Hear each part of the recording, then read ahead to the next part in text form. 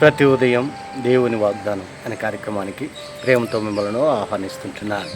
ఈ ఉదయకాల సమయంలో దేవుడు మన కొరకు ఏర్పాటు చేసినటువంటి వాక్యభాగము ఇర్మియా గ్రంథము 31వ అధ్యాయము 34వ వచనాన్ని ధ్యానించుకుందాం. ఇర్మియా గ్రంథము 31వ అధ్యాయము 34వ వచనాన్ని ధ్యానించుకుందాం.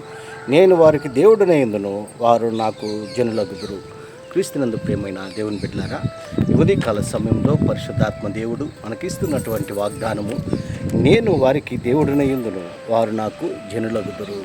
ఈ యొక్క వాగ్దానాన్ని దేవుడు మనకును మన కుటుంబాలకును ఆశీర్వాదకరముగా మార్చునుగాక. ఈ యొక్క మాటల్లోనే ఆత్మీయ సత్యాలను, ఆత్మీయ అర్థాలను మనం గమనించినట్లయితే, పరిశుద్ధాత్మ దేవుడు మరి ఇర్మియా ప్రవక్తతో ఇశ్రాయేలు యొక్క ప్రజలను ఉద్దేశించి మాట్లాడుతూ ఉంటున్నాడు.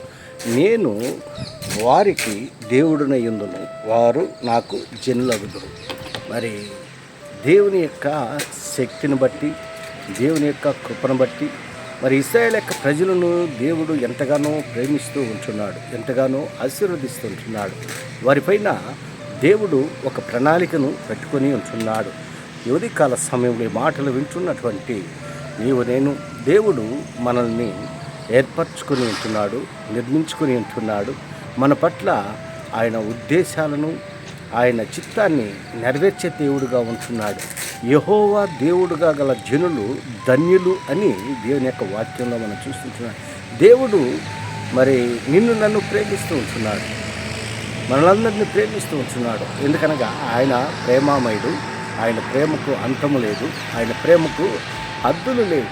మరి ఇశ్రాయేలు యొక్క ప్రజలను అనిత్యము కాచి కాపాడుతూ ఉంటున్నాడు. ఎందుకనగా పితరులతో చేసినటువంటి వాగ్దానాన్ని బట్టి, పితరులతో చేసినటువంటి ప్రమాణాన్ని బట్టి ఇశ్రాయేలు యొక్క ప్రజలను మరి అనేక రీతిలుగా ఆశీర్వదిస్తూ ఉంటున్నాడు, అనేక రీతిలుగా ప్రేమిస్తూ ఉంటున్నాడు.